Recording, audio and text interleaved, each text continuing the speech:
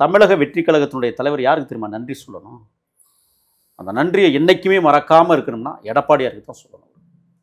விஜய் அவர்கள் கொலை செய்தாரா? பாட்டிலுக்கு 10 ரூபா அப்படின்னு பாடியதே உனக்கு இவ்வளவு பெரிய வெறி தாக்குதல் நடத்தியிருக்கிறீர்கள் என்றால், வெறி வந்திருக்கிறது என்றால், திட்டுவதற்கு, அவமானப்படுத்துவதற்கு, ஏளனம் பேசுவதற்கு, இருமாப்பு கொள்வதற்கு, காரி துப்புவதற்கு ஒதுக்கியிருக்கான். இதுவரை செலவு செய்திருக்கிறார்கள். எல்லாரும் கேட்டான், தாவேக்கா கொடி ஏன் அரக்கம்பத்தில் பார்க்க? 4 நாளைக்கு முன்னாடி திமுக சட்டமன்ற உறுப்பினர் ஒருத்தர் செத்து போனார் தெரியுமா உங்களுக்கு? திமுக கொடி அறிவாலயத்தில் அரக்கம்பத்தில் பறந்துச்சா? ஏன் பறக்கலாம்? விஜய் மாதிரியே எங்களுக்கு தெரியல. ஆள் மெலிந்திருக்கிறார், நகங்களை கூட வெட்டாமல் இருக்கிறார், முடி தாடி எதுவுமே வெட்டலை. எங்களுக்கே அழுக வந்துருச்சு. நாங்கள் அழுததை பார்த்து. ஒற்றன் செய்தி நேயர்களுக்கு வணக்கம்.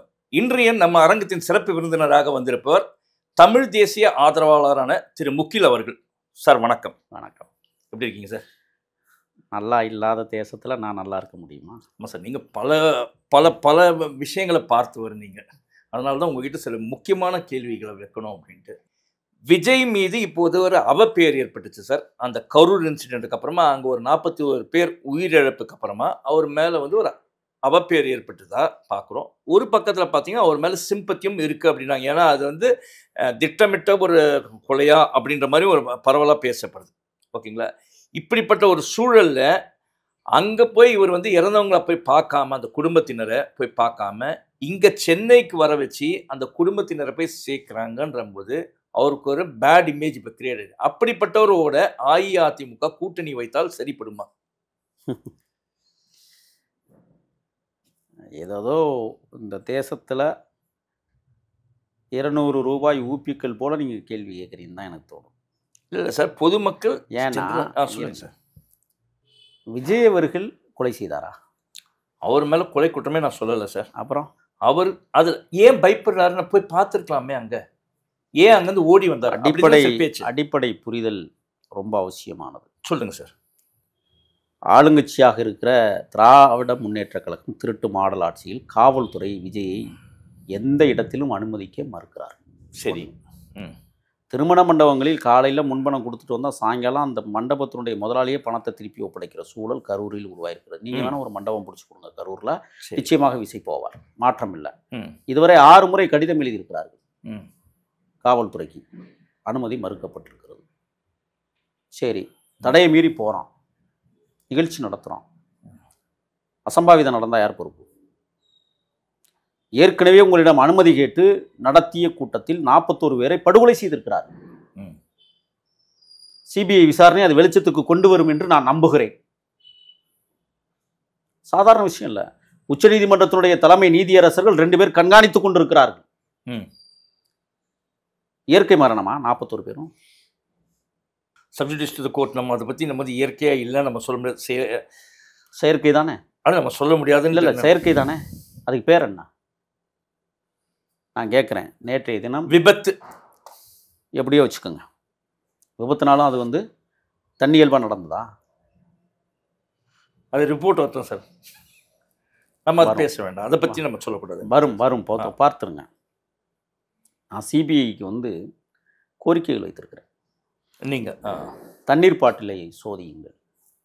எந்த தண்ணீர் பாட்டில்? செந்தில் பாலாஜி படம் உரித்த தண்ணீர் பாட்டிலை பரிசோதிக்க வேண்டும்னு சொல்கிறேன். செந்தில் பாலாஜி படம் ஒட்டி ஆம்புலன்ஸ் உள்ளே ஏன் வந்ததுன்னு விசாரிக்க சொல்லியிருக்கிறேன். எதுக்கு வரணும்? அது விட்டுருவோம். நேற்றைய தினம் முந்தா நாள் சாயங்காலம் 11 சொகுசு பேருந்துகள் கரூரில் நிறுத்தப்பட்டிருக்கிறது. 2 ஆம்புலன்ஸ், 235 பேர் பயணம், 37 குடும்பங்கள். ஒரே ஒரு குடும்பம் வரல, அரவக்குறிச்சி அனிதான்னு சொல்லிட்டு. அவங்க வரல. ஏன் வரல தெரியுமா? உடைய உற்றார் உறவினர் ஒருவர் இறந்து போயிருக்கிறார். அந்த துக்க நிகழ்ச்சியிலே அவர்கள் கலந்து கொள்ள சென்றதால் அவர்கள் வரவில்லை. அத்தனை பேர் வந்துட்டாங்க. ஒரு அம்மா வந்து நான் வரல, விஜய் வந்து என்னை பார்க்க வரல, அதனால் நான் வரல. அது அநேகமாக திமுக சொம்பு தூக்கியாக இருக்குன்னு நான் நினைக்கிறேன். ஏன்னா திமுக சொம்பு தூக்கிகள் போய் பேசியிருப்பா. அவன் என்ன காசு தரது, 20 லட்சம், உனக்கு 30 லட்சம் தரேன், விஜய் திட்டுன்னு கூட சொல்லியிருப்பான். ஏன்னு கேட்குறீங்களா? பென் ஐடிவிங் 17,5 கோடி திட்டுவதற்கு, அவமானப்படுத்துவதற்கு, ஏளனம் பேசுவதற்கு, இருமாப்பு கொள்வதற்கு, காரி துப்புவதற்கு ஒதுக்கியிருக்கான். இதுவரை செலவு செய்திருக்கிறார்கள். இனிமேலும் திட்ட சொல்லி பணம் ஒதுக்குவார்கள். எப்படி இருக்கு இந்த கதை? மக்கள் புறப்பட்டார்கள் கரூரிலிருந்து. மகாபலிபுரம் பல்லவ மன்னன் ஆண்ட 4.5 ஷெரட்டன் ஹோட்டலில் எல்லாருக்கும் தங்குவதற்கு 55 அறைகள், குளிரூட்டிய அறைகள் விஜய் ஏற்பாடு பண்ணியிருக்காரு. 11 பேருந்துகள், 5 பேருந்துகள் மட்டுமே மகாபலிபுரம் வந்தது. 6 பேருந்து எங்க? கரூரில் தயார் நிலையில் ஒரு பேருந்து, விழுப்புரத்தில் தயார் நிலையில் ஒரு பேருந்து, உளுந்தூர்பேட்டையில் ஒரு பேருந்து, மேல்மருவத்தூரில் ஒரு பேருந்து, தாம்பரத்துக்கிட்ட ஒரு பேருந்து. ஏன் நினைச்சுன்னு தெரியுமா? பெட்ரோல் கொண்டு வீசிட்டானா? கல்லெடுத்து தெரிஞ்சிட்டானா? கரூர்லேருந்து புறப்படுதுரா வாங்கினா அடிங்கடா சொல்லுவான்ல. யார் சொல்லுவான்னு உங்கள் பார்வைக்கு நான் விட்டுறேன். சரி, முன்னாள் ஊழல் துறை அமைச்சர் இந்த வேலையை பண்ணுவார். அப்படிங்கிறதுக்காகவே 5 பேருந்துகளை தாண்டி 6 பேருந்துகள் தயார் நிலைப்படுத்தப்பட்டன. அப்படி ஒரு சம்பவம் நடந்தா ஆளும் திமுகவுக்கு ஒரு அவப்பெயர் தானே சார் ஏற்படும். சரியான பாதுகாப்பு கொடுக்கல. 41 உயிர்கள் போயிடுச்சு. இல்லை, அதில் ஒரு பாடம் ஆயிடுச்சு அவங்களுக்கு. நான் ஒன்று சொல்கிறேன், 5 பேருந்துகள் வந்துச்சு, அதுக்கு பின்னால் 2 ஆம்புலன்ஸ் வந்துச்சு தெரியுமா? ஏன் வந்தது? வருகிற மக்களுக்கு ஏதாவது ஒரு சிறு அசம்பாவிதம் நடந்து விட்டாலும் ஆம்புலன்ஸ் தயார் நிலைப்படுத்தி. இதுவரை நான் கேட்குற இந்த அரசியல் தளத்தில் வரலாற்றில் அல்லது தமிழ்நாடு அரசியல் தள வரலாற்றில் இப்படி ஒரு சம்பவங்கள் நடந்து பார்த்தீங்க? அதாவது செத்தவங்க குடும்பத்தினர் வந்து பார்த்த மாதிரியும் நடந்ததில்லை, அதே மாதிரி இந்த மாதிரி முன்னெச்சரிக்கையாக இந்த மாதிரி விஷயம் நடந்ததும் இல்லை. ரெண்டுமே பார்க்க 41 உயிர்கள் பலியானது. தாவேகா தொண்டர்கள் பாடம் எடுத்துக்கொண்டார்கள். இப்போ திராவிட முன்னேற்றக் கழகம், அண்ணா திராவிட முன்னேற்றக் கழகம்லாம் பயிற்சி பாசறை நடத்துவார்கள் தொண்டர்களை வர வச்சு. இங்கே இந்த 41 மரணத்திலே பயிற்சி பெற்று விட்டார்கள். நேற்று மகாபலிபுரத்தில் ஒரு தொண்டனாவது போய் கொடியை தூக்கிட்டு அசைச்சிக்கிட்டு நான் பார்த்தீங்களா வரலாற? ஏன்னா இவங்க ஐடி விங்க வந்து யாரையும் கூப்பிடல, இவங்க ஏற்பாடு பண்ணி வந்திருப்பாங்க. சொல்லிட்டார் தலைவர். என்ன சொன்னார்னா, விஜய் இங்கே யாரும் அனுமதிக்கப்பட மாட்டார்கள், இங்கே கூச்சல் குழப்பமெல்லாம் யாரும் இங்கே உருவாக்க வேண்டாம். பொருளாளரே உள்ள விடலை தெரியுமா? கட்சியினுடைய பொருளாளரை. ஏன் 2 மணி நேரம் வெளியில் நின்னார்? எதுக்காக? 2 மணி நேரம் லேட்டாக வந்ததுனால. கட்டுப்பாட்டுக்குள் கொண்டு வந்தாரா விஜய்? இந்த கட்டுப்பாடு நீடிக்குமா? ஏன் நீடிக்காது? பார்ப்போம் சார். ஏன் நீடிக்காது? தொடர்ச்சியாக தமிழக வெற்றி கழகத்தினுடைய தலைவர் யாருக்கு தெரியுமா நன்றி சொல்லணும்? அந்த நன்றியை என்றைக்குமே மறக்காமல் இருக்கணும்னா எடப்பாடியாருக்கு தான் சொல்லணும். தொடர்ச்சியாக சட்டமன்றத்திலும் அவர் போகிற இடமெல்லாம் 41 பேர் அந்த மரணத்தினுடைய நிகழ்வுகளை பிரதிபலித்து கொண்டே சென்றார். அதுதான் சொல்கிறேன், விஜய் எடப்பாடியாருக்கு நீங்கள் நன்றி சொல்லணும்னு சொல்கிறேன். அழைச்சிட்டு வந்தாச்சு, தங்கிட்டாங்க, இரவு விருந்து சாப்பாடு கொடுத்தாச்சு. விருந்து இல்லை, சாப்பாடு. மக்கா நாள் காலையில் டிஎன் 11 ஏசி 1909 இந்த எண் கொண்ட வாகனம். நான் தொடர்ச்சியாக சொன்னேன், மரியாதைக்குரிய விஜய் அவர்களே, நீங்கள் இவ்வளவு பெரிய பேருந்தில் பயணிக்கக்கூடாது, இந்த பேருந்தே ஒரு கூட்டத்தை அடைக்கும் என்று நான் தொடர்ச்சியாக வலியுறுத்தினேன். இப்போ ஒரு சிறிய ரக பேருந்து மாதிரி ஒன்றை உருவாக்கி போனாங்க. நேற்று காலையில் 7:30 மணிக்கெல்லாம் விஜய் அந்த ஷெரட்டன் ஹோட்டலுக்கு போயிட்டார். ஆஜராயிட்டார். போயிட்டு ஒவ்வொருத்தர் அறையிலையும் டேபிள் உருவாக்கப்பட்டிருந்தார், ரவுண்ட் டேபிள். எல்லாரும் சாப்பிட்றதுக்கு இவரே பரிமாறுகிறார். இன்னைக்கு அங்கே கலந்து கொண்ட ஒரு குடும்பம், 2 பெண் குழந்தைகள், மருமகளை இழந்த ஒரு மாமியாரும் அவங்களுடைய மயனும் பேட்டி கொடுக்குறாங்க. நாங்கள் போனோம், பார்த்தோம். விஜய் மாதிரியே எங்களுக்கு தெரியல. ஆள் மெலிந்திருக்கிறார், நகங்களை கூட வெட்டாமல் இருக்கிறார், முடி தாடி எதுவுமே வெட்டலை. எங்களுக்கே அழுக வந்துருச்சு. நாங்கள் அழுததை பார்த்துட்டு அவர் அழுது எங்கள் காலில் கும்பிட்டு விழுந்தார். எந்த தலைவனாவது அப்படி செய்வானா? எல்லா கட்சியிலையும் தொண்டன் இறந்துருக்கிறான் தெரியுமா உங்களுக்கு? கூட்டத்துக்கு வருகிற போது விபத்தில் இறந்த தொண்டர்கள் ஏராளம்.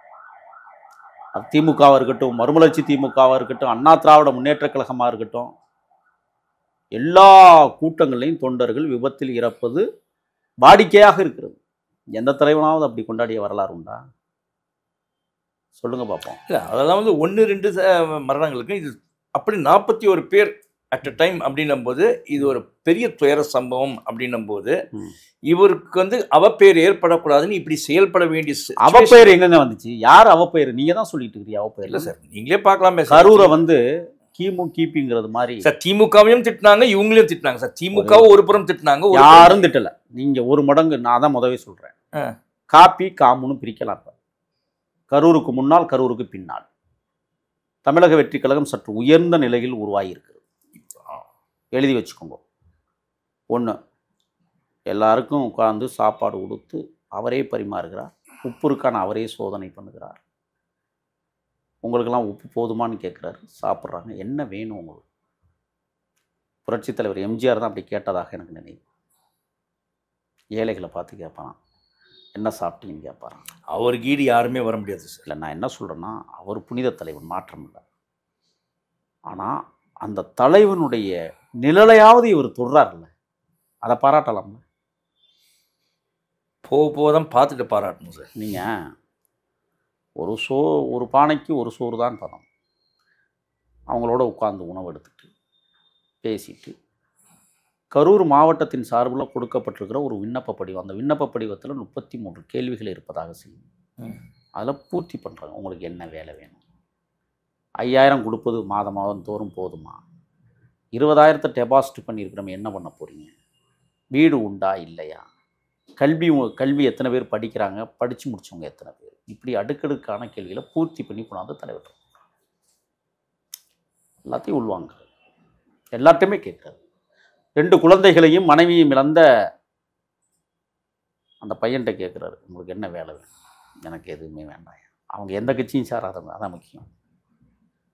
1 மணி நேரம் அந்த குடும்பத்தில் மட்டும் பேசியிருக்கிறார். ஏன்னா 3 பேர் இழப்பு ஒரே குடும்பத்தில். அதான் கேட்டுருக்கிறார். அவர் சொல்லியிருக்காரு, எனக்கு எது வேண்டாம், நீங்கள் செய்கிறதே பெரிய விஷயமா நான் பார்க்குறேன். உங்கள் அண்ணனா என்னை பார்த்துக்கங்க, நான் இருக்கிறேன்.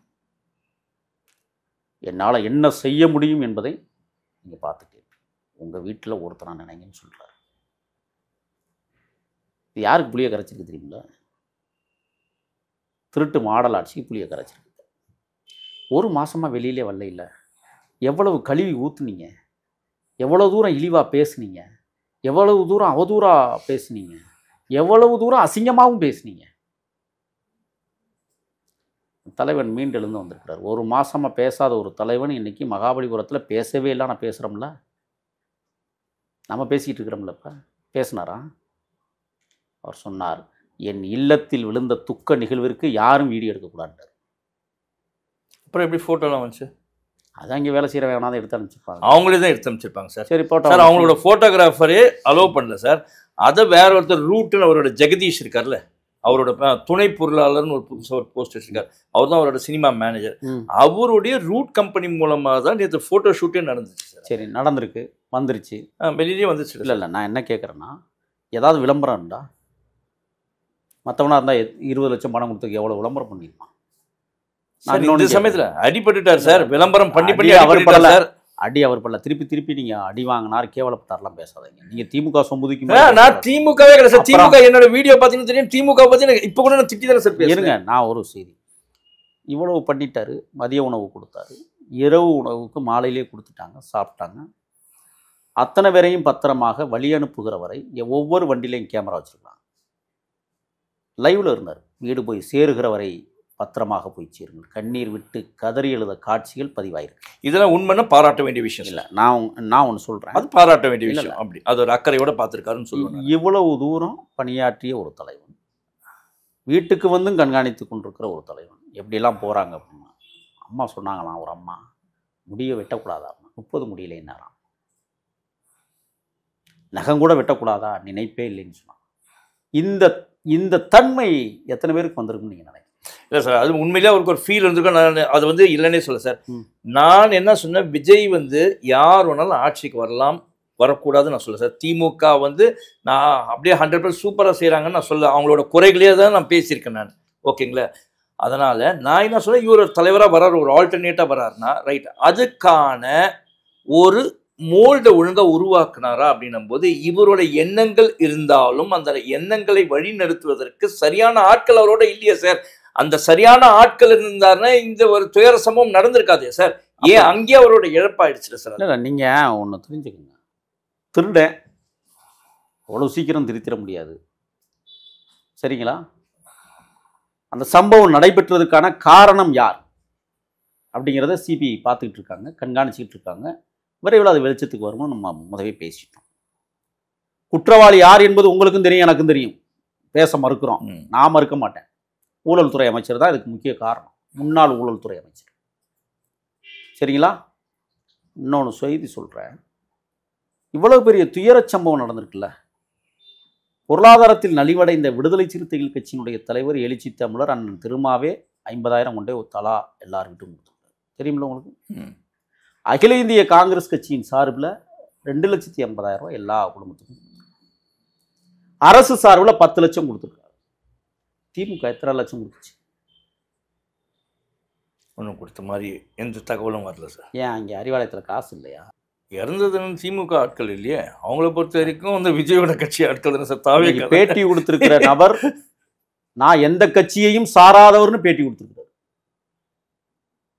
புரியுதுங்களா? எவ்வளவு பார்வை மோசமானதாக இருக்கிறது இந்த ஆளுங்கட்சிக்கு. நான் கேட்குறேன், ₹1 கூட ஒருத்தனுக்கு நிதி உதவி கொடுக்க துப்புள்ள நீங்கள்லாம் 17,500 கோடி செலவழித்து ஒரு மனிதனை வசைபாடுகிற இடத்துக்கு நீங்கள் வந்திருக்கிறீங்கன்னு சொன்னால், ஒருத்தனை இழிவாக பேசுறதுக்கு நீங்கள் கோடிகளை இறக்குறீர்கள். ஆனால் இழவு வீட்டிற்கு ₹1 கொடுக்காத இந்த இயக்கமெல்லாம் என்னத்துக்கு இருக்குன்னு தான் கேட்குறேன் நான் தமிழ்நாட்டில்.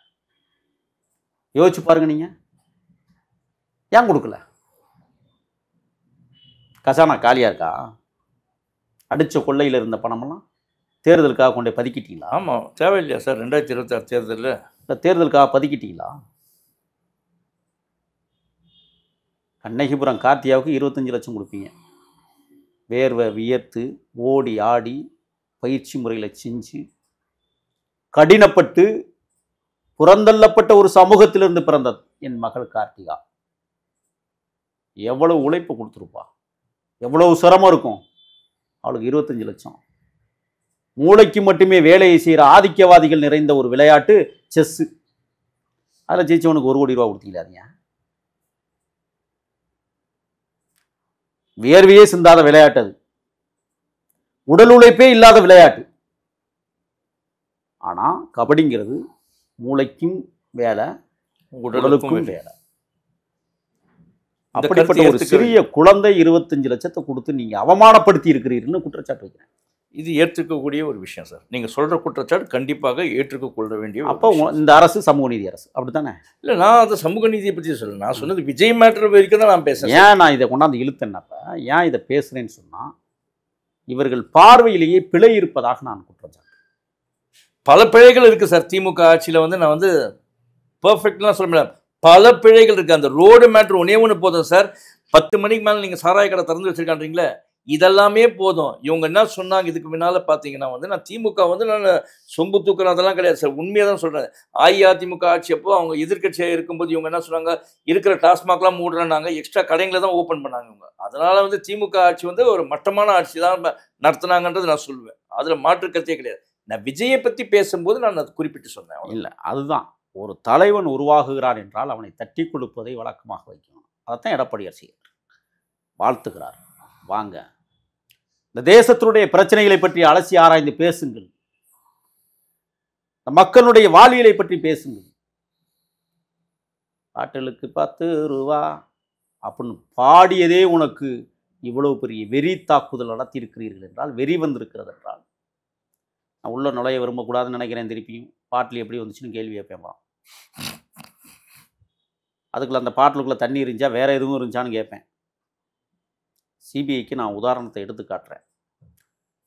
ஏற்கனவே அரசு சார்பில் 9 108 ஆம்புலன்ஸ் நின்றுச்சு, விசை சார்பில் 6 ஆம்புலன்ஸ் நின்றுச்சு. எப்படி திடீர்னு 33 தனியார் ஆம்புலன்ஸ் உள்ள வந்துச்சு? யார் ஃபோன் பண்ணா? எந்த நம்பர்லேருந்து ஃபோன் வந்துச்சு? இந்த கேள்வியெல்லாம் அப்புறம் நான் கிளப்புவேன். செந்தில் பாலாஜி படம் ஒட்டிய ஆம்புலன்ஸ் ஏன் உள்ள வந்துச்சு? தண்ணி பாட்டில் கூட இருந்துச்சு அவரோட படம் ஒட்டி. அந்த ஆம்புலன்ஸில் ஆக்சிஜன் இருந்துச்சா விஷவாயு இருந்துச்சான்னு கேள்வி கேட்டால் அப்புறம் குறை வருமா வராதா? நான் சிபிஐக்கு எடுத்து சொல்கிறேன், அந்த ஆம்புலன்ஸுக்குள்ளே என்ன இருந்துச்சுன்னு விசாரிங்கன்னு சொல்ல வரேன். ஆக திட்டமிட்டு நடத்தப்பட்ட படுகொலைன்னு நான் திருப்பி திருப்பி ஏன் சொல்கிறேன்னு சொன்னால், என் தமிழர்கள், என் மொழி பேசக்கூடியவர்கள், அப்பழுக்கற்றவர்கள், எந்த குற்றமும் செய்யாதவர்கள் இறந்து போயிட்டாங்க. ஏன் நான் அதை ஆணித்தரமாக சொல்லணும்னா, அவசர அவசரமாக கொண்டு போய் எரிச்சிட்டிங்களே, யார் நான் சொல்லலை, பாதிக்கப்பட்ட குடும்பம் சொல்லிக்கிட்டு இருக்கு. அது உண்மை. என் மூத்த பேத்தி உயிரோட இருந்தா அவளை காப்பாற்றலாம், நான் செத்த பணத்துக்கு பிரேத பரிசோதனை நடத்தினாங்கன்னு சொல்கிறேன். அந்த மூத்த பொண்ணும் செத்து போச்சுன்னு சொல்கிறாங்க, நான் சொல்லலை. இது என்ன, இதுக்கு பேர் என்ன? இதுதான் சந்தேகமே ஏற்படுத்துது. இல்லை, இதுக்கு பேர் உடனடியாக பிரேத பரிசோதனை செய்தது. இதுக்கு பேர் என்ன? சம்பவமா? விபத்தா? ஒவ்வொன்றாக வெளியில் வரும், ஒவ்வொன்றாக வெளியில் வந்து உங்களை உதாசீனப்படுத்தும். காற்று மண்டலத்தில் கலந்திருக்கிற இந்த பிஞ்சு குழந்தைகளுடைய உயிர்கள் கலந்தே சுற்றுகிறது. அதை சுவாசிக்கிறது நீங்களும் நானும் என்பதை மறந்துவிடக்கூடாது. அந்த பிஞ்சு குழந்தைகள் என் நினைவுக்கு வருகிறது. செஞ்சோலை பிஞ்சுகளை சிங்கள பேரினவாத அரசு 63 குழந்தைகளை படுகொலை செய்த நிகழ்வு. எல்லாரும் கேட்டான், தாவேக்கா கொடியை ஏன் அரக்கம்பத்தில் பார்க்க? 4 நாளைக்கு முன்னாடி திமுக சட்டமன்ற உறுப்பினர் ஒருத்தர் செத்து போனார், தெரியுமா உங்களுக்கு? திமுக கொடி அறிவாலயத்தில் அரக்கம்பத்தில் பறந்துச்சா? ஏன் பறக்கலாம்? அந்த சட்டமன்ற உறுப்பினர் எவ்வளோ உழைப்பு உழைச்சிருப்பார் கட்சிக்காக, எத்தனை இடங்களில் அடி வாங்கியிருப்பார், எத்தனை இடங்களில் சூரட்டி ஒட்டியிருப்பார், எத்தனை இடங்களில் கொடிதோரங்கள் கட்டியிருப்பார், எவ்வளவு பதாகைகளை தன் சொந்த செலவில் வச்சுருப்பார், எத்தனை கோடி செலவழித்து தேர்தலில் நின்றுருப்பார். உங்களுக்கு கட்டிங் கொடுத்து அந்த எம்எல்ஏ சீட்டு வாங்குறதுக்கு எத்தனை கோடி கொடுத்துருப்பார். அவருக்கே அரக்கம்பத்தில் நீங்கள் பறக்க விடலை. தாவேக்கா கொடிக்கம்மா அரக்கம்பத்தில் ஏன் பறக்கலை சொல்லவா? ஈழத்தில் என் தாயக கொடியான புலிக்கொடி ஒரு நாளும் இந்த மண்ணை பாதுகாப்பதற்காக, இந்த மண்ணை மீட்பதற்காக தன்னுயிரை தந்து தமிழீழத்தை பாதுகாத்த என் தம்பிகள் எத்தனையோ பூரா ஒவ்வொரு நாளும் இறந்து போனாங்க. எப்பாவதும் அரைக்கம்பத்தில் அந்த புலிக்கொடி பறந்த வரலாறு உண்டா? எத்தனையோ தலைவர் பெருமக்கள் அந்த இயக்கத்தில் தன்னை பலியாக்கி கொண்டார்கள். புலிக்கொடி எப்பாவது அரைக்கம்பத்தில் பறந்ததுண்டா? எப்படி புலிக்கொடி அரைக்கம்பத்தில் பறக்காமல் பட்டொலி வீசி பறந்ததோ அதை போல தாவேக்கா கொடியும் பட்டொலி வீசி பறந்து கொண்டிருக்கு. ஒன்று, வாரல் என மரித்துகை காட்ட கோவலனும் கண்ணகியும் கூடல் மாநகருக்குள் போய் நகர்கிற போது, நத்தத்தை தாண்டி நகர்ந்த போது, பாண்டிய மன்னனின் அவைக்களத்தில் பறந்த மீன்குடியானது இயல்பாகவே காற்றில் அசைந்தாடுகிறது. இளங்கோவடிகள் எழுதுகிறார், வாரல் என மரித்து கை காட்ட வராதீர்கள், நீங்கள் இங்கே வந்தால் கொலைகளப்படுத்தப்படுவீர்கள் என்று அந்த குடி சொன்னதாக இளங்கோவடிகள் வர்ணித்திருப்பார். மீறி சென்றார்கள், கொலைகளப்படுத்தப்பட்டார் கோவலன். கண்ணகி மதுரையை எரித்தாள். நான் தளபதி விஜய்க்கு அறிவுரை சொல்லவில்லை, ஆலோசனை சொல்லவில்லை, வரலாற்று பதியங்களை உங்களுக்கு நினைவூட்ட கடமைப்பட்டிருக்கிறேன். கூடல் மாநகருக்குள் நீங்கள் போகிற போது கவனமாக செல்லுங்கள். அதைத்தான் எடப்பாடியார் சொல்றார். உங்களது கட்சி கொடியான தாவேக்கா கொடி காற்றில் இயல்பாகவே அசையும். உங்களை அந்த கொடி இங்கே வர வேண்டாம், கொலைகளப்படுத்தப்படுவீர்கள் என்று சொல்லுவது போல இருக்கும். மதுரை கூடல் மாநகருக்குள் நீங்கள் நுழைய வேண்டுமானால் எச்சரிக்கையோடு நுழையுங்கள், உங்கள் உயிருக்கு ஆபத்து இருக்கலாம். அதேபோல் வட சென்னையில் உங்கள் உயிருக்கு பேராபத்து நேரிடலாம். மிகுந்த கவனத்தோடு நீங்கள் உங்களது பயணத்தை தொடர வேண்டும் என்று நான் மட்டும் சொல்லவில்லை, இந்த தமிழ்நாட்டை ஆண்ட முன்னாள் முதல்வர், இன்றைக்கு எதிர்க்கட்சி தலைவராக இருக்கிற எடப்பாடியார் சொல்லுகிறார். அப்படி என்றால் என்ன? எங்கெங்கே சதித்திட்டம் தீட்டுகிறார்கள், இந்த 6 மாத காலத்துக்குள்ள என்ன வேணாலும் நடக்கும். 6856 படுகொலைகள் தமிழ்நாட்டில் 4.5 ஆண்டுகளில் நடந்தேறி இருக்கிறது. தெற்கே தமிழ் தேசிய போராளியாக வலம் வந்த தம்பி தீபக் பாண்டியன் படுகொலை. அவன் புதைக்கப்படுகிற போதே என் தலைவன் தமிழரசன் புத்தகத்தோடு புதைந்து போனான். வடக்கே கருப்பர் நகரத்தின் தங்க தலைவன் அண்ணன் ஆம்ஸ்ட்ராங் படுகொலை மனதில் நிலைநிறுத்தி வைத்திருக்கிறோம். இதுவரை 34 ஆணவ படுகொலைகள் இந்த ஆட்சி. இதையெல்லாம் ஒழித்துக்கட்டாக வேண்டும் என்பதற்காகத்தான் நான் சொன்னேன், அதிமுக தாவேக்கா கூட்டணி அமைய வேண்டும். அது மட்டுமே சாத்தியமாக இருக்கும் என்று நான் திரகாத்திரமாக நம்புகிறேன். நன்றி ஐயா. நன்றி. நன்றி நேயர்களே. இந்த உரையாடலை பாருங்கள், எங்களுடைய நேர்காணல் அதை பாருங்கள். உங்களுக்கு பிடித்திருந்தால் அதை லைக் பண்ணுங்கள், ஷேர் பண்ணுங்கள், அதே மாதிரி எங்கள் சேனலை சப்ஸ்கிரைப் பண்ணுங்கள். உங்களுக்கு ஏதாவது கேள்விகள் இருந்தால் அல்லது ஏதாவது குறிப்பிட்டு சொல்ல வேண்டும் என்றால் கீழே இருக்கக்கூடிய அந்த கமெண்ட் பாக்ஸில் நாகரிகமான கமெண்ட்களை போடுங்க அப்படின்னு ஒரு வேண்டுகோளை வச்சுட்டு உங்களிடமிருந்து விடைபெறுவது உங்களுடைய ஒற்றந்துரை. நன்றி, வணக்கம்.